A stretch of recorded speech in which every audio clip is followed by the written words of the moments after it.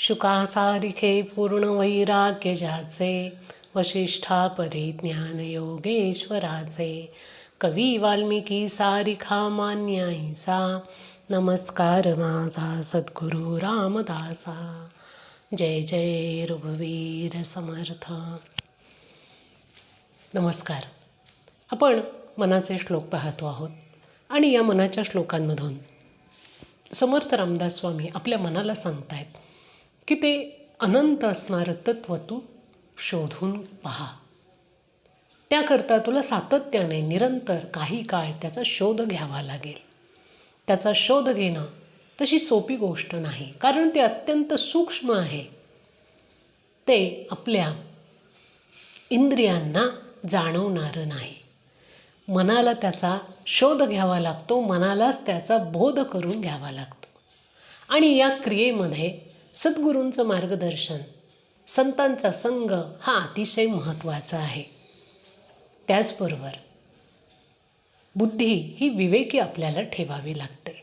जोपर्यंत बुद्धीमध्ये स्थिरता येत नाही, विवेक येत नाही, तोपर्यंत ते आत्मतत्व आपल्याला आपल्या जवळ असूनही साध्य होत नाही, त्याचं आकलन होत नाही. हे समर्थांनी आपल्याला मागच्या श्लोकांमधून सांगितलेलं आहे.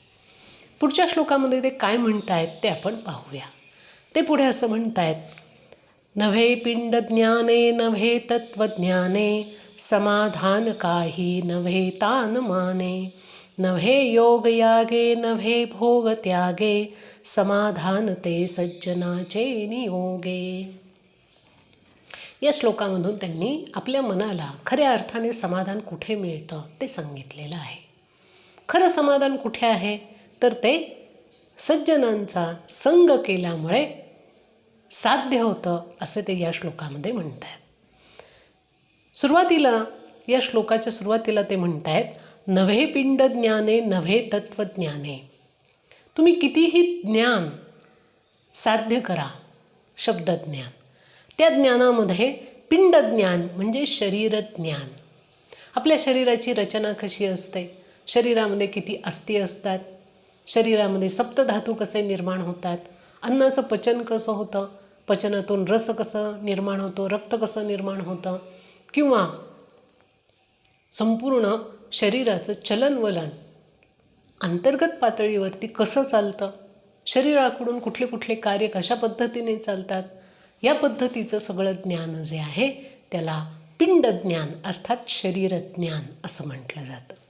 समर्थ म्हणतायत, नव्हे पिंड ज्ञाने नव्हे तत्वज्ञाने.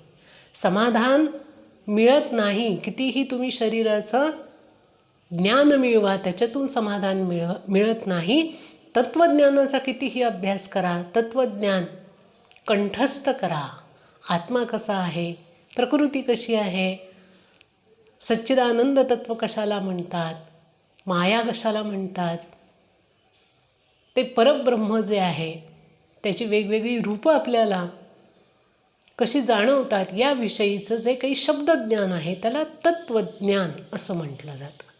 की जे वेदांमध्ये आहे, उपनिषदांमध्ये सांगितलेलं आहे, ब्रह्मसूत्रांमध्ये सांगितलेलं आहे, हे जे काही तत्वज्ञान आहे हे तुम्ही कितीही वाचलं, कितीही कंठस्थ केलं, पाठ केलं, कितीही सखोल चिकित्सकपणे त्याचं ज्ञान आपल्याला असलं तरीही त्याच्यातून समाधान मिळत नाही. का मिळत नाही? कारण हे ज्ञान जे आहे ते केवळ शाब्दिक ज्ञान आहे. म्हणून समर्थ म्हणतात की नव्हे पिंड ज्ञाने नव्हे तत्वज्ञाने, समाधान काही नव्हे तान माने. पण त्याच्यातून समाधान मिळत नाही. तान माने असा एक शब्द वापरला आहे त्यांनी. समाधान नाही काही नव्हे तान माने. आपल्याला मान सन्मान मिळतो.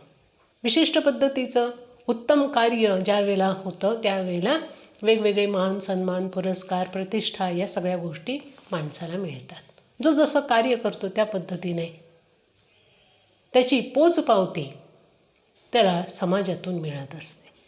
त्याच्यातूनही पूर्ण समाधान आपल्याला मिळत नाही. आणि जो काही पुरस्कार मिळतो, जी शाबासकी मिळते ती काही काळापुरती असते.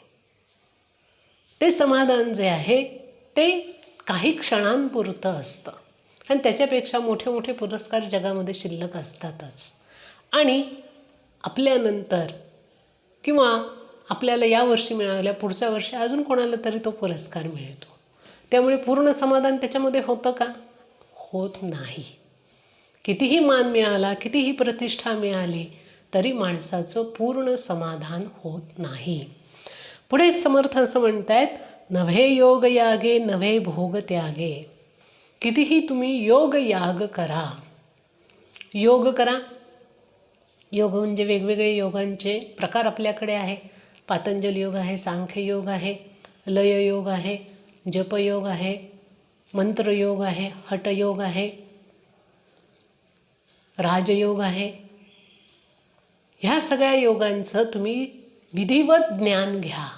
त्याच्यातूनही पूर्ण समाधान मिळत नाही. याग करा. वेगवेगळ्या प्रकारचे यज्ञ पूर्वीच्या काळी केले जायचे. आता फारसे यज्ञ होत नाहीत. वेगवेगळ्या कामनांची पूर्ती करण्याकरता या यज्ञांची योजना केलेली असायची. असे कितीही तुम्ही यज्ञ करा, त्या यज्ञातूनही समाधान मिळत नाही. पुढे ते म्हणतायत, नवे भोग त्यागे. कितीही वस्तूंचा तुम्ही भोग घ्या, त्याच्यातूनही माणसाला समाधान मिळत नाही. कारण जसा जसं आपण भोग घेऊ तशी तशी तृष्णा आणखीन वाढत जाते. ती थांबत नाही. तिचं समाधान कधीही होत नाही.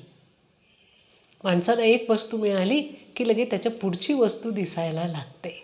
मला जे मिळालं आहे, जसं मिळालं आहे त्याच्यात मी सुखी आहे, समाधानी आहे, असं माणूस कधीही म्हणत नाही. समर्थांनीच मागे म्हटलेलं आहे, जगी सर्व सुखी असा कोण आहे, विचारे मना तूची शोधोनी पाहे. स्वतःला सुखी समजणारा माणूस जगाच्या पाठीवर विरळा असतो, सापडत नाही. प्रत्येकाला काही ना काही हवं असतं. प्रत्येक गोष्टीचा उपभोग घ्यावा असं वाटत असतं. इंद्रिय थकतात, शरीर थकतं, शरीर पडण्याची वेळ येते, परंतु भोगवासना, लालसा या संपत नाही. आणि म्हणून त्याच्यातूनही कधीही समाधान मिळत नाही. पुढे ते म्हणतायत, त्याग केल्याने. वेगवेगळ्या प्रकारचा त्याग माणसं करतात. आत्मज्ञान प्राप्त करण्याकरता किंवा काही विशिष्ट गोष्टी साध्य करण्याकरता त्याग केला जातो. काही लोक घरदाराचा त्याग करतात, मुलाबाळांचा त्याग करतात. काही लोक प्रतिष्ठेचा त्याग करतात. काही लोक जनसंपर्काचा त्याग करतात. काही लोक विषयांचा देखील त्याग करतात. म्हणजे काय तर विरक्त व्हायला लागतात. आसक्ती कमी कमी करतात. परंतु त्याच्यातून समाधान मिळतं का? तर समर्थ म्हणतात त्यातूनही समाधान मिळत नाही. पूर्ण शांतता, पूर्ण समाधान, पूर्ण तृप्तता ही अनुभवायला येत नाही. नव्हे पिंड ज्ञाने नव्हे तत्वज्ञाने, समाधान काही नव्हे तान माने. नव्हे योग यागे नव्हे भोग त्यागे. ह्या वरच्या सांगितलेल्या कुठल्याही गोष्टीतून माणसाला समाधानाची प्राप्ती होत नाही. कुठल्याही प्रकारचं ज्ञान त्याने मिळवू द्या, कितीही त्याला प्रतिष्ठा मिळवू द्या, किती त्याने योग याग करू द्यात किंवा भोग भोगू द्यात किंवा भोगांचा त्याग करू द्यात, या कुठल्याही वस्तू माणसाला पूर्ण समाधान देत नाही, देऊ शकत नाही. मग समाधान कशाने मिळतं? तर समर्थ पुढे म्हणतायत, समाधान ते सज्जनाचे नियोगे. खरं समाधान केवळ आणि केवळ संत सत्पुरुष यांच्या सानिध्याने प्राप्त होतं, यांच्या संघाने प्राप्त होतं. असं का त्यांनी म्हटलं असेल? कारण हे जे कोणी सज्जन पुरुष असतात, संत पुरुष असतात, यांच्यामध्ये कुठल्याही प्रकारची तृष्णा, लालसा, भोगण्याची वृत्ती, कुठल्याही गोष्टीचा अहंकार, कर्तृत्वाचा अहंकार शिल्लक राहिलेला नसतो. त्यांच्या ठिकाणी असणारे सगळे दोष जे आहेत त्या दोषांची निवृत्ती झालेली असते. आणि म्हणून त्यांच्या जवळ ज्यावेळेला आपण जातो त्यावेळेला खऱ्या अर्थाने त्यांचा संग लाभतो आणि त्या संघातून आपल्याला समाधान मिळतं, शांतता मिळते. संतांच्या सहवासाचं फार महत्त्व सगळीकडेच आपल्या संतांनी सांगून ठेवलेलं आहे. सगळ्या संतांनी ह्या गोष्टी सांगितलेल्या आहेत. कुणाचा संग करावा? तर संतांचा संग करावा. का करावा? कारण संतांच्या संघामध्ये गेल्यानंतर आपली विषयांकडे असणारी ओढ, आसक्ती ही कमी कमी होत जाते.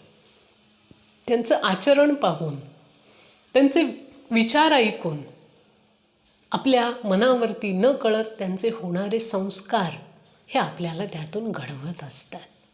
आणि म्हणून गुरूंचा संग, संतांचा संग, सज्जनांचा संग, उत्कृष्ट अशा ग्रंथांचा संग हा आपण करावा. तो केल्यानंतर पूर्णपणे आपल्याला समाधान प्राप्त होतं, मन तृप्त होतं. मनाची ओढ जी असते भोग भोगण्याची ती थांबते. किंवा ती व्यक्ती अत्यंत ज्ञानी असेल, कर्तृत्ववान असेल, त्या ज्ञानाचा, त्या कर्तृत्वाचा अहंकार त्याच्या ठिकाणी शिल्लक राहत नाही. केव्हा? संतांच्या संघामध्ये गेल्यानंतर. अहंकार विरहित अशी अवस्था अनुभवायची असेल तर संतांचा संग करावा. पूर्ण समाधान, पूर्ण तृप्तता अनुभवायची असेल तर संतांचा संग करावा.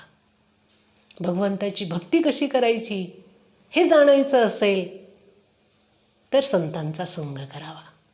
आत्मतत्व कसं ओळखायचं ते जर आपल्याला साध्य करायचं असेल तर संतांचा संग करावा. हे संतांच्या संघाचं महात्म्य या श्लोकामधून समर्थांनी आपल्याला सांगितलं आहे. आज या ठिकाणी आपण थांबूया. उद्या पुढचा श्लोक पाहूया. तोपर्यंत जय जय रघुवीर समर्थ.